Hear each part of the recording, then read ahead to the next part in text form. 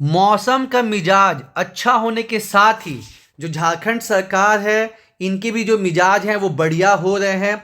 और अभी कुछ दिन पहले तक ऐसा लग रहा था कि अब अप्रैल में कुछ हो ही नहीं सकता है, और अभी आपको पता चल ही गया होगा कि रिजल्ट के लिए प्रोसेस आगे बढ़ा है और कुछ ही दिनों में रिजल्ट आ सकता है। इसको देखते हुए हम लोग फिर से अपना जो है इंटरव्यू का सेशन रिज्यूम कर रहे हैं दोस्तों।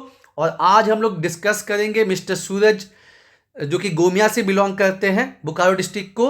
और इन्होंने 6 जेपीएससी का इंटरव्यू दिया है, 7 to 10 का भी दिया है, और होपफुली इस बार जो है सूरज भाई का फाइनल भी होगा। इन्होंने इकोनॉमिक ऑनर्स किया है, डिस्टिंक्शन इनको मिला है। और देखिए 7 to 10 जेपीएससी में तो ढंग से इंटरव्यू ही नहीं हुआ, ठीक है। तो हम लोग यहाँ पे इनका जो 6 जेपीएससी में इंटरव्यू हुआ था 20-25 मिनट का, उसको डिस्कस करेंगे। आपको समझ में आएगा कि कैसा कैसा क्वेश्चन जो है मतलब पूछा गया। तो पहला क्वेश्चन जो है पूछा गया कि आप सीबीएम से क्या समझते हैं, कोल बेड मिथेन, ठीक है।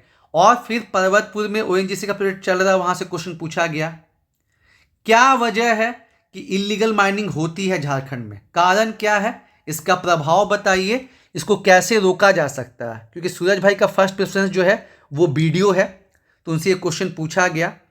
अगेन चूंकि इनका इकोनॉमिक ऑनर्स रहा है, बहुत से क्वेश्चन जो इकोनॉमिक से पूछे गए। माइक्रो फाइनेंस से आप क्या समझते हैं और इसका एडवांटेज क्या है।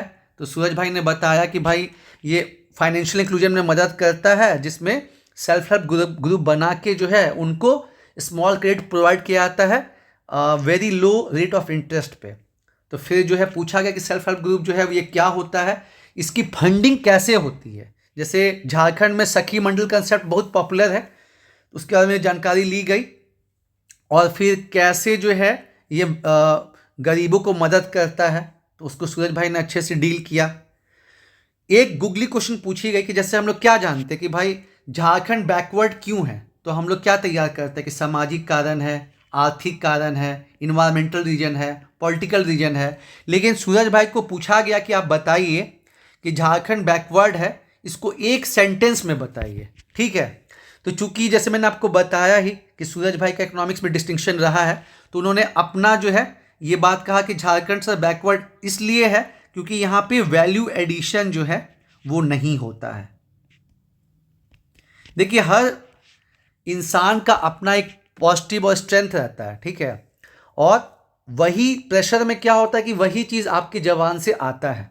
तो वही चीज़ है कि जब ये पूछा गया क्वेश्चन कि आप सोच के बताइए कि झारखंड बैकवर्ड क्यों है एक सेंटेंस में, तो बहुत अच्छा जवाब जो है सूरज भाई ने दिया। क्योंकि सर यहाँ पे झारखंड बनने के बाद जो है वैल्यू एडिशन नहीं हुआ, फिर चाहे वो प्राइमरी सेक्टर हो, सेकेंडरी सेक्टर हो, टर्शरी सेक्टर हो, जैसा होना चाहिए उस हिसाब से नहीं हुआ, उस रेट से नहीं हुआ। और ये सबसे बिगेस्ट रीजन है कि झारखंड का विकास मतलब नहीं हो पाया, ठीक है। तो एक अलग डायमेंशन मालूम चला। फिर पॉलिटी मैंने आपको बताया दोस्तों कि पॉलिटी से क्वेश्चन रहता ही रहता है। झारखंड हो गया, पॉलिटी हो गया, आपका डिस्ट्रिक्ट हो गया, और अब तो खैर अंतर्राष्ट्रीय राष्ट्रीय न्यूज़ भी बहुत ज़्यादा जो है पूछा जा रहा है। तो प्रियम्बल कहाँ से लिया गया है, तो सूरज भाई ने बताया कि ये ऑब्जेक्टिव रिजोल्यूशन जो पंडित जवाहरलाल नेहरू का था वहाँ से।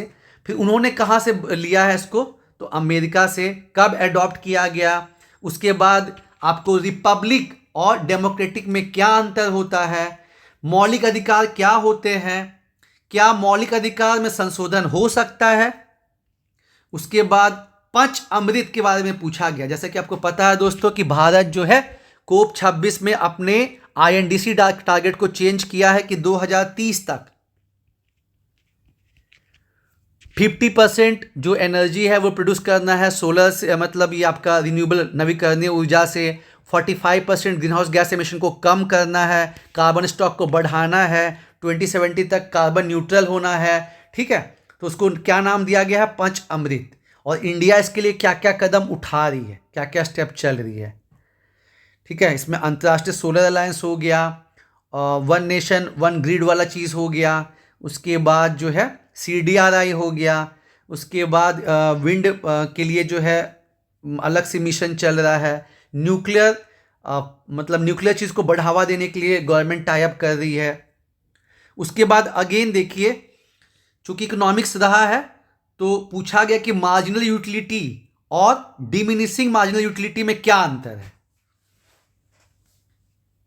तो हम देख सकते हैं कि इकोनॉमिक ऑनर्स से कितना सारा क्वेश्चन पूछा गया, एरिया से क्वेश्चन पूछा गया, साथ ही साथ पॉलिटी से क्वेश्चन पूछा गया और दोनों में ठीक ठाक ही नंबर आया। 6 जेपीएससी में 57 आया इंटरव्यू में और 7 to 10 जेपीएससी में 55 आया।